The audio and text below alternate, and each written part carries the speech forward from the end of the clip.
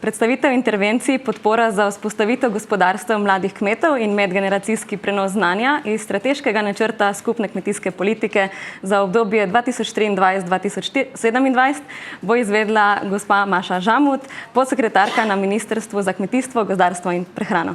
Izvolite. Lepo pozdravljeni tudi v mojem imenu. Na začetku vam bom predstavila prvi javni razpis za intervencijo podpora za vzpostavitev mladih kmetov za leto 2023. To je prvi, mogoče že gospod državni sekretar je rekel, da za nas na ministrstvu so mladi kmetje zelo pomembni. To se kaže tudi v tem, da smo za mlade kmete pripravili prvi javni razpis izmed vseh intervencij, ki niso vezane na žival. Tako ta javni razpis je bil objavljen 18. avgusta. Tukaj vidite osnovne podatke o javnem razpisu. Na spletni strani ministrstva je objavljen javni razpis in vsa razpisna dokumentacija. Vloge se vlagajo od 29. avgusta do vključno 21. septembra. Informacije o javnem razpisu dobite na Agenciji za kmetijske trge, na info.kah Kmetijsko-gozdarske zbornice in pa tudi, kar je zelo pomembno za vse mlade kmete, vse vprašanja, ki jih imate, jih lahko postavite na spletni forum agencije, kjer potem dobite pisne odgovore. Tam tudi mogoče, če imate kakšno vprašanje, pogledate, če je že kakšno podoben odgovor podan. Najprej pravne podlage. Mogoče v tem programskem obdobju malo drugače, kot je bilo v prejšnjem. Saj imamo za vsako intervencijo dve uredbi, in sicer ena je uredba o skupnih določbah za izvajanje intervencij razvoja podeželja. Tam imamo vse skupne določbe, ki se nanašajo na več intervencij, potem bomo pa za posamezne intervencije pripravili posamezne uredbe. Tako za mlade kmete, se pravi, je to uredba za vzpostavitev gospodarstva mladih kmetov in pa za intervencijo medgeneracijski prenos znanja. Na podlagi tega smo potem pripravili prvi javni razpis za vzpostavitev gospodarstva mladih kmetov. Razpisali smo nekaj več kot 12 milijonov evrov. Razpis je razdeljen v dva sklopa, in sicer glede na upravičenca, se pravi, prvi sklop lahko kandidirajo samostojni podjetniki, enoosebne gospodarske družbe in pa vsi tisti kmetje, ki so ob vložitvi vloge na javni razpis vključeni obvezno ali prostovoljno pokojninsko in invalidsko zavarovanje iz naslova opravljanja kmetijske dejavnosti. Na drugi sklop lahko vložijo vlogo, se pravi, ostali, ki izpolnjujejo pogoje, lahko pa se tudi odločijo, da vložijo vloge tisti, ki so pokojninsko in invalidsko zavarovani iz kmetijstva, ker pač mogoče imajo načrte, da bojo prej prekinili to zavarovali kaj podobnega. Sklopa se razlikujeta na način, glede na višino finančnih sredstev, ki jih lahko dobite na posameznem sklopu. Se pravi, na prvem sklopu lahko dobite do 57.600 evrov. In sicer osnovna podpora, ki jo vsi prejmejo, je 40.000 evrov. Potem dobijo dodatnih 5.000 evrov tisti, ki imajo najmanj nižje poklicno izobrazbo z področja kmetijstva in s kmetijstvom povezanih dejavnosti ali pa mojstrski izpit za čebelarja. Dodatnih 3.000 evrov dobijo tisti, ki že ob vložitvi vloge na javni razpis vodijo knjigovodstvo za davčne namene na ime vlagatelja, se pravi, ne da je katerih drugi član kmetije, ampak mora biti že v tem primeru na ime vlagatelja. Na vse to pa lahko dobite 20% podpore, če imate na začetku, ko vlagate vlogo, 80% vseh zemljišč v ekološkem kmetovanju. Za ta del podpore morate aktivno vložiti zahtevek, da uveljavljate to podporo. Se pravi, če glede izobrazbe pa glede davčne namene tukaj dobite avtomatsko, če izpolnjujete pogoje. Za ta del pa morate se sami odločiti, ker mogoče spet imate kakšno plane, da pa ne boste več v tem času ekološki ali kaj podobnega. Na drugem sklopu so sredstva malo nižja, in sicer je 18.000 evrov osnovna podpora in potem se viša za 5, 3 pa 20%, tako kot na prvem sklopu. Podpora se izplača v dveh obrokih. Prvi obrok 70% dodeljenih sredstev takoj po odločbi o pravici do sredstev, drugi obrok 30% pa potem na podlagi zahtevka za izplačilo. Kot je že bilo povedano, namen intervencije je, se pravi, da damo pomoč za vzpostavitev gospodarstva mladih kmetov, s tem želimo izboljšati starostno strukturo slovenskih kmetij in seveda brez mladih tudi razvoja podeželja in poseljenosti slovenskega podeželja ne bo. Gremo k tem osnovnim podatkom. Vlagatelj, se pravi, govorimo o vlagatelju, lahko fizično osebo, v tem primeru govorimo o kmetu, se pravi tisti, ki ste organizirani kot kmetija, lahko je samostojni podjetnik posameznik, lahko pa je tudi družba z omejeno odgovornostjo, ki jo ustanovi fizična oseba, ki je edini družabnik. Osnovni pogoj je, da mladi kmet mora biti na dan vložitve vloge na javni razpis nosilec kmetijskega gospodarstva, tega, ki ga prevzema, in da ni smel biti nikoli nosilec kateregakoli kmetijskega gospodarstva pred več kot 5 leti.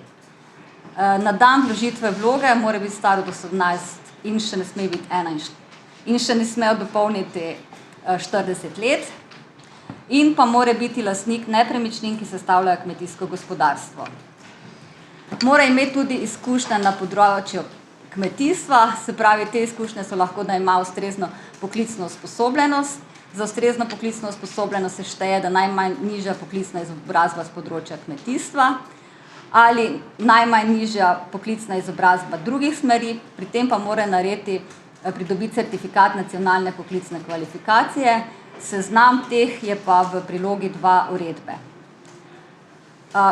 Kmet mora imeti tudi spretnosti, poleg usposobljenosti tudi spretnosti, kar pa dokazuje s tem, da je bil najmanj 3 leta opravljal kmetijsko dejavnost, da je bil najmanj 3 leta vključen v obvezno ali prostovoljno pokojninsko zavarovanje iz naslova opravljanja kmetijske dejavnosti, ali je bil najmanj 3 leta član kmetije, kar je razvidno iz RKG, ali pa je kmetijsko dejavnost opravljal na kakšnem drugem kmetijskem gospodarstvu.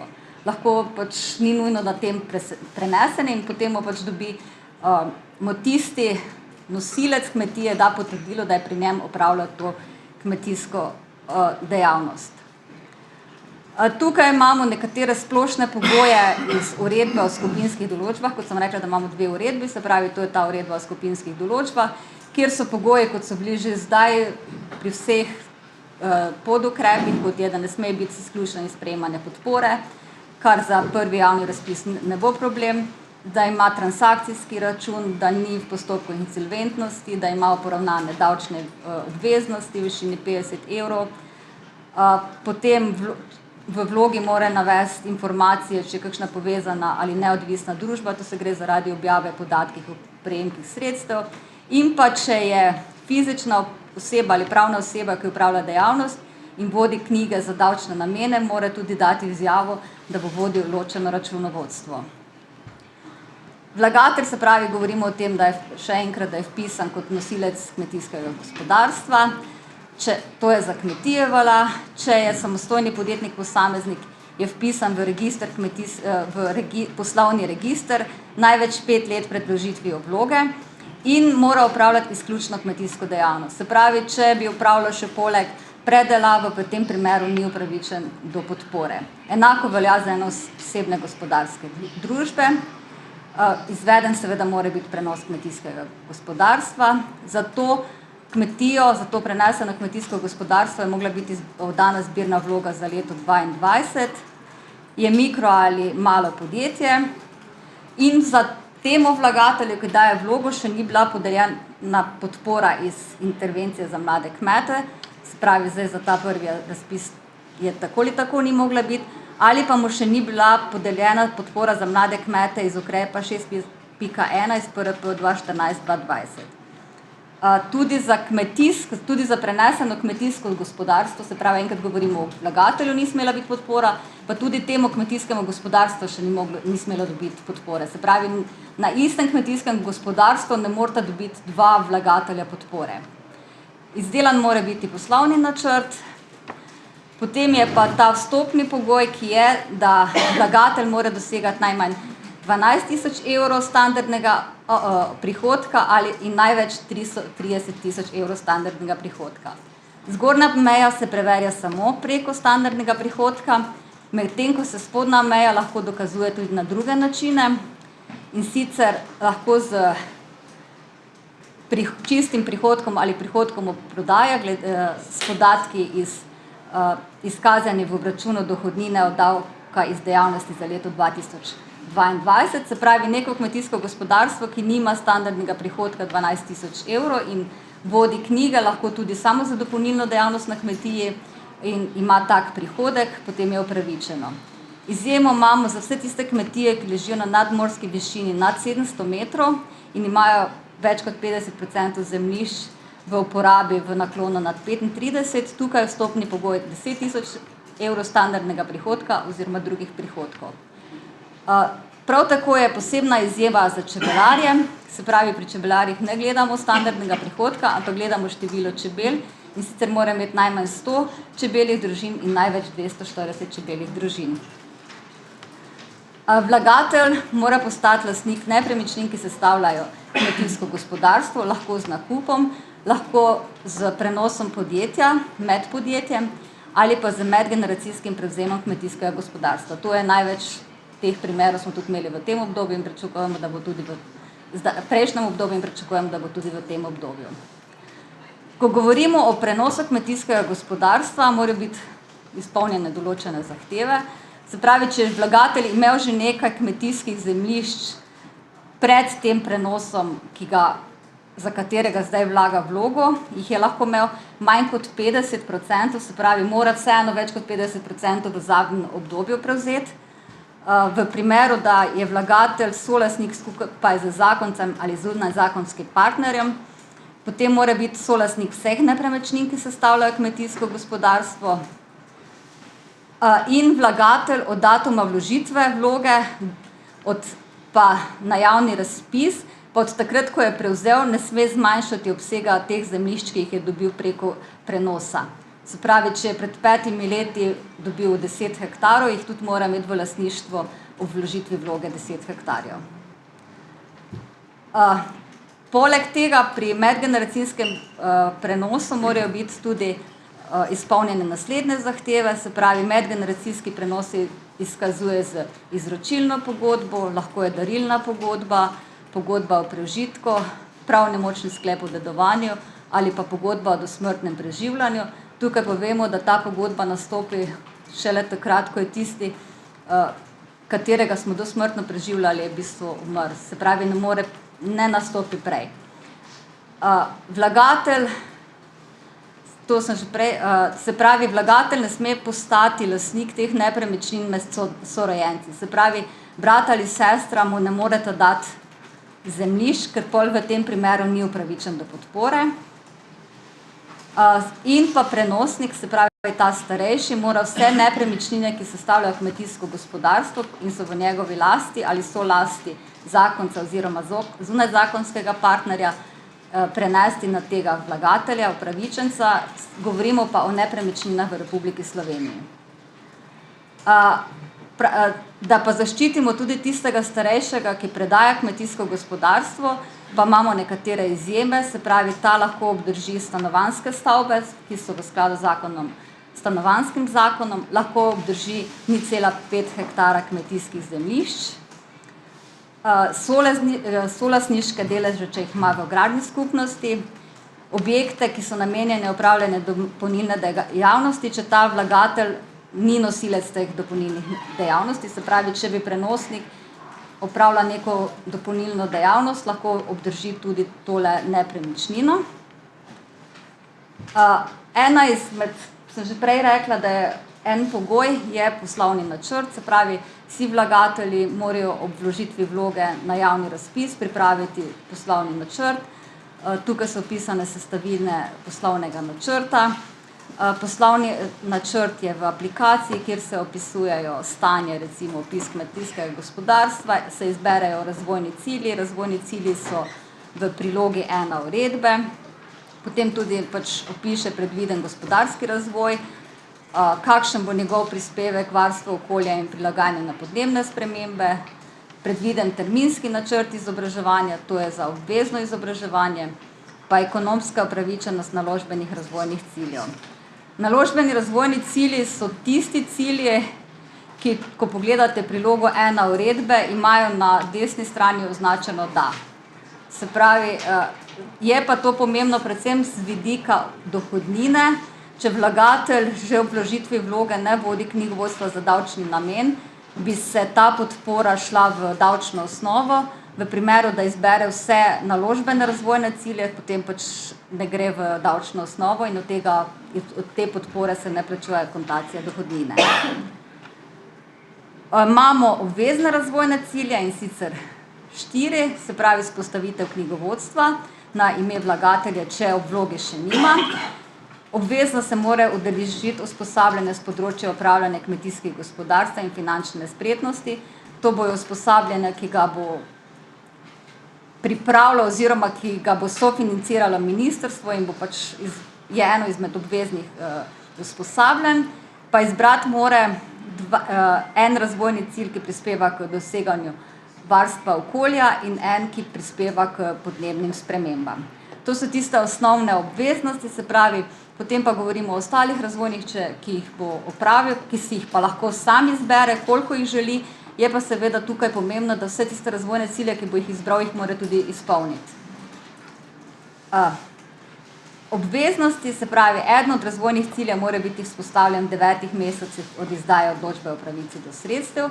Vsi ostali razvojni cilji pa morajo biti do zaključka, do vložitve drugega zahtevka. Tukaj je 2 leti, razen pri vseh tistih, kjer bo pa tudi ta prenosnik dal vlogo za medgeneracijski prevzem, tam pa bo se poslovni načrt izvajal 3 leta, se pravi, morajo biti razvojni cilji dokončani v 3 letih. Imamo tudi izjemo glede knjigovodstva, se pravi, knjigovodstvo mora biti vzpostavljeno v 9 mesecih od izdaje odločbe o pravici do sredstev oziroma najpozneje začetkom obračunskega leta po datumu izdaje odločbe o pravici do sredstev. Mi planiramo, glede na te datume, je načrtovano, da bojo odločbe izdane še letos, se pravi, bi mogel računovodstvo voditi za naslednjim letom.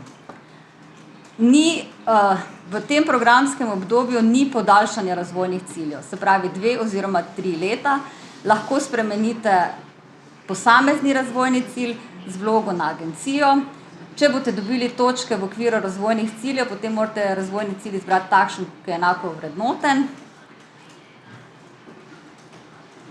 Merila so zelo, verjetno ste vsi videli že javni razpis, merila so zelo obdelana podrobno v javnem razpisu, tako da jih tukaj ne bom. Mogoče določene zadeve so, ki dobite točke glede na starost, izobrazbo, spol, ki ne morete sami vplivati na to. Druga merila so pa takšna, da dobite točke glede na izbrane razvojne cilje. Se pravi, če želite, da boste več, tam smo prej rekli, da imamo 4 obvezne razvojne cilje, če pa želite, da dobite več točk, saj vemo, da v primeru pomanjkanja sredstva dobijo sredstva tisti, ki dosežejo več točk, potem se pač izberejo razvojni cilji, pri vsem tem pa pazite, da izberete take razvojne cilje, ki jih lahko tudi izpolnili v roku 2 let. Mogoče še tale zadnja, ki je novost v tem programskem obdobju, in sicer točke dobijo vsi tisti, ki ležijo v občini, ki leži v obmejnem problemskem območju, v skladu z uredbo, ki določa obmejna problemska območja. V tem programskem obdobju smo imeli posebna območja glede na program razvoja podeželja. Ta obmejna območja niso ista, večinoma so to občine, ki ležijo ob meji oziroma se stikajo z občino, ki leži ob meji. Vstopni prag je 20%, se pravi, da za podporo je potrebno doseči 16 točk, vse ostalo pa potem, če bo manj sredstev kot vlog, je pa pomembno število točk, ki jih dobite. Vloga se kot sedaj vloži na agencijo v elektronski obliki, na ministrski spletni strani, tam so že objavljena navodila glede vložitve vloge. Če vlagatelj ne vlaga sam, za njega vlaga mogoče svetovalna služba ali kdorkoli, potem mora biti seveda pooblastilo, da jih pooblaščate. Večinoma vseh izjav je se z klikanjem, se pravi, ni potrebno prilagati skoraj nobenih dokumentov, vse izjavite v aplikaciji in potem je z digitalnim podpisom se podpišete. Imamo samo 3 papirnate izjave, ki se izpolnijo in podpiše in skenira, in sicer, se pravi, to, ko sem prej že rekla, izjava o pridobljenih izkušnjah na nekem drugem kmetijskem gospodarstvu. Potem je tudi, če delate manjšo rekonstrukcijo ali karkoli v zvezi z gradnjo in niste izključno lastnik, se pravi, je podpisane izjave solastnikov ali pa ostalih lastnikov. To sta dve izjavi, ki so tudi papirnate oblike in morata biti skenirani. Vlogi na javni razpis med dokumentacijo je tudi navodila oziroma opis prilog. Se pravi, na tak način, ko je tole, imamo opisano za vsako prilogo, ki se v aplikaciji, kaj morate ali označite, recimo tukaj izobrazba, se pravi, označite, kakšno izobrazbo imate. Lahko v aplikacijo priložite sken te izobrazbe, kar bi bilo zelo dobro, ker v agenciji skrajša delo, da ne rabi potem iskati informacij, dovolj pa je tudi, da pišete datum in kje je bila pridobljena izobrazba, številka dokumenta in organ, ki ga je izdal. Se pravi, tukaj bi jaz mogoče v imenu agencije, pa vsi želimo, da so odločbe čim prej izdane, večinoma vas imate doma te certifikate oziroma diplome in bi bilo zelo dobro, da je skenirate in priložite kot sken in potem agencija lahko hitreje obdela vloge. Tukaj imamo potem, potem, ko date vlogo, bo agencija vloge pregledala, v primeru, da niso popolne, tudi ali nerazumljive, kaj pozvala, izdala odločbo. Po izdanju odločbi imate obveznosti, spet imamo obveznosti iz uredbe o skupinskih določbah. Te obveznosti so, da morate hraniti dokumentacijo še najmanj 5 let od dneva zadnjega zahtevka za vložitev. Potem morate omogočati pregled na kraju samem ministrstvu, revizijskim organom, agenciji, pa obveznosti izpolnjevanja glede označevanja.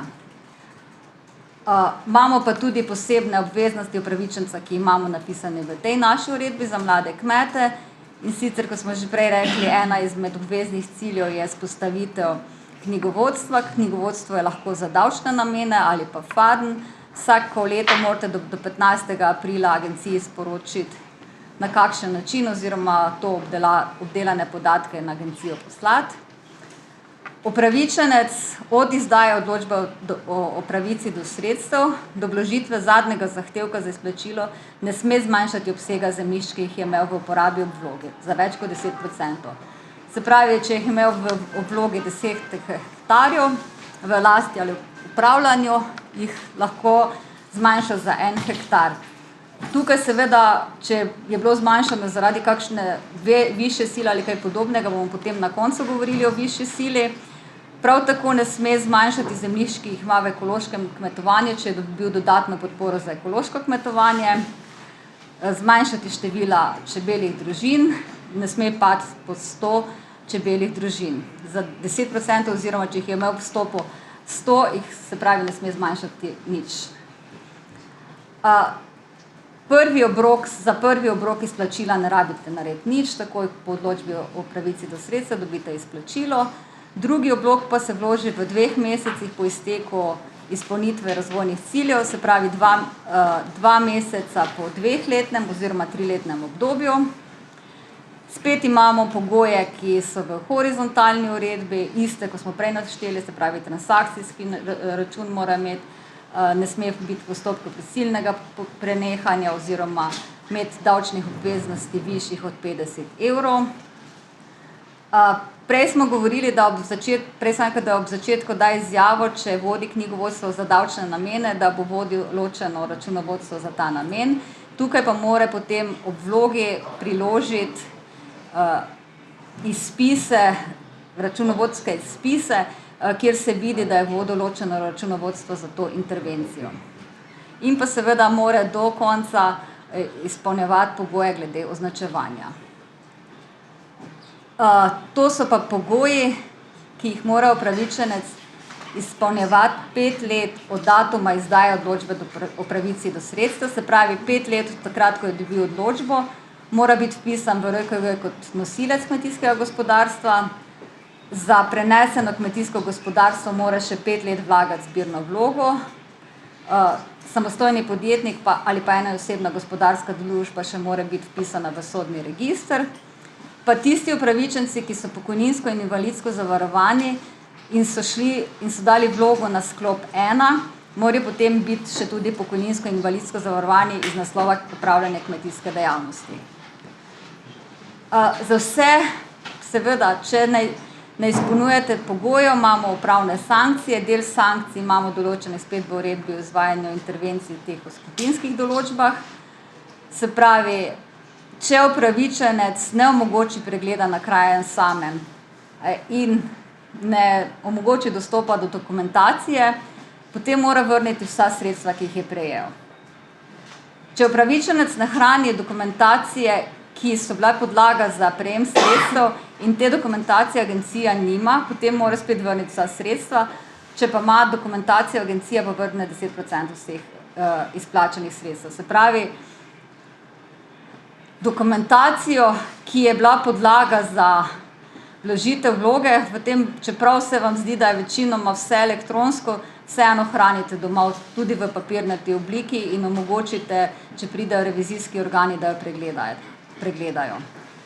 Če upravičenec ne izpolnjuje pogoja glede označevanja, se ga agencija opozori na kršitev.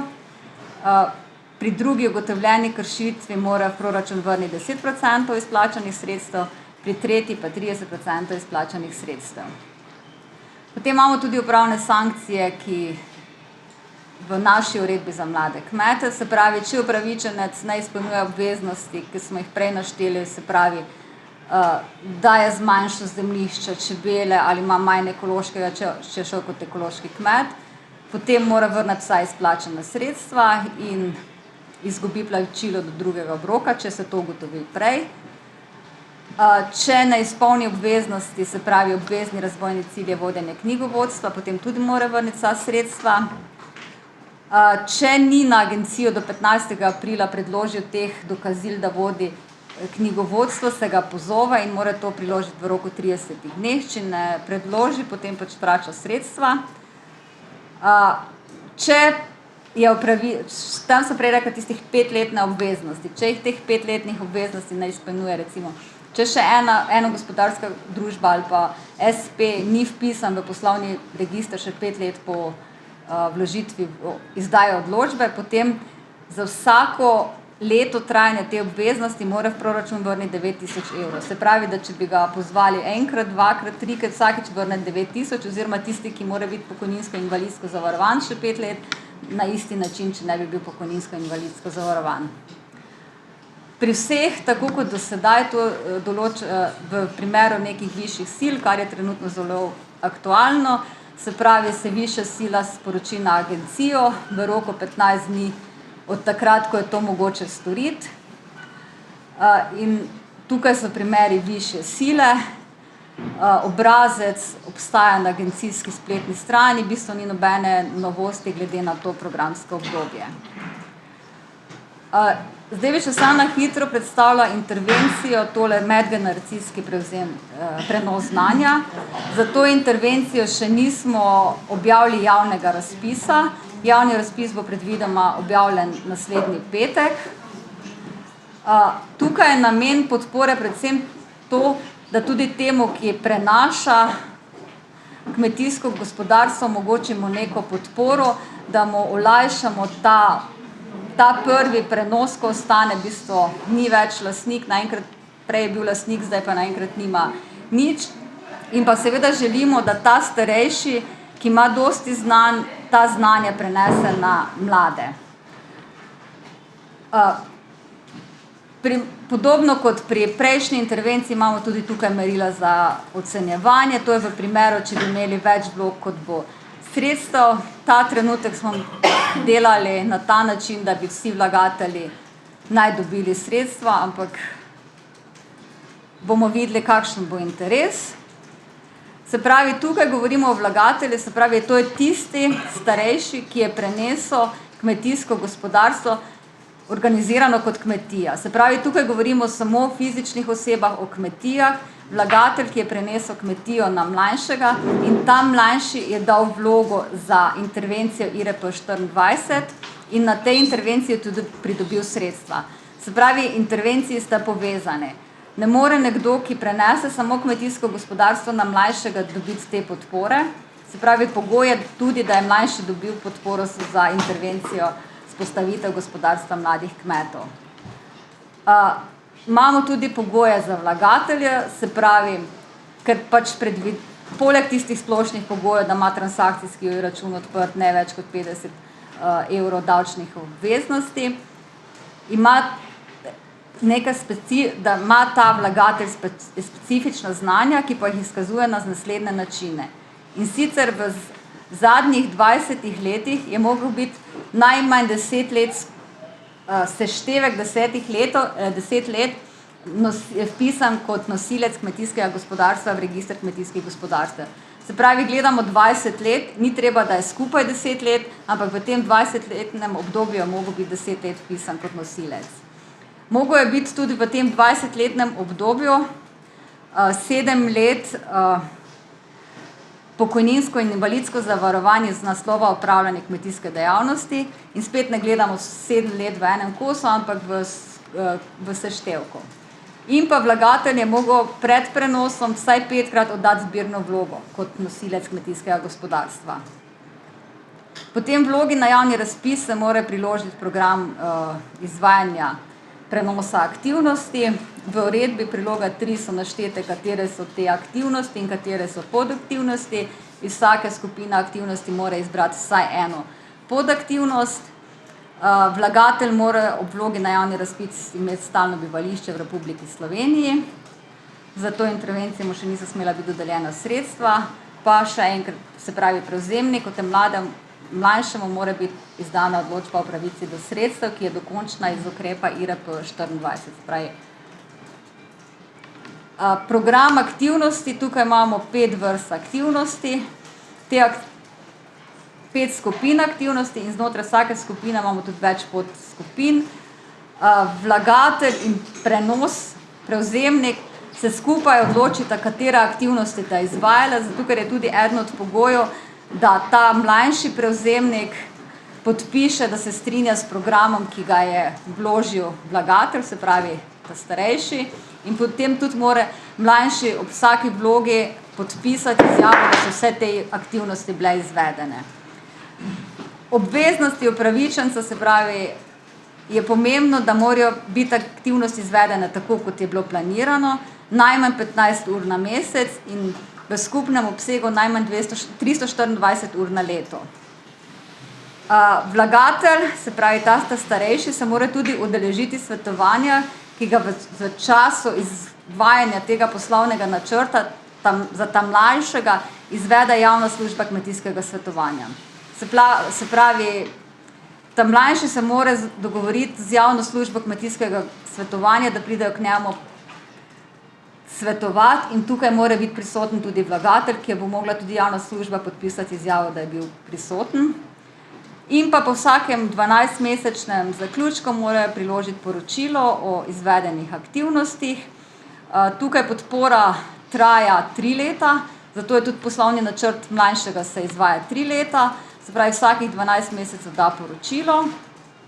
In podpora je na en obrok znaša 3600 evrov, se pravi skupna podpora, ki jo lahko dobi vlagatelj, se pravi ta prenosnik, je 10.800 evrov. Ja, imam še tule eno dopolnitev, mogoče veste, sem skoraj pozabila, pripravlja se druga sprememba strateškega načrta. To je tudi zelo pomembno za vse vlagatelje, ki razmišljate, da bi dali vlogo na prvi javni razpis oziroma ali pa počakali za drugi javni razpis. In sicer ministrstvo je pripravilo drugo spremembo strateškega načrta, ki jo je že potrdila Vlada Republike Slovenije. Vložili smo jo v potrjevanje Evropske komisiji, nimamo še strani Evropske komisije potrjeno. Imamo pa kar precej sprememb na področju intervencije za vzpostavitev mladih kmetov in vse te spremembe grejo na ugodneje za vlagatelje. Mogoče na hitro, se pravi, prej sem govorila, da nosilec ni smel biti nikoli več kot 5 let na katerem koli kmetijskem gospodarstvu nosilec kmetije.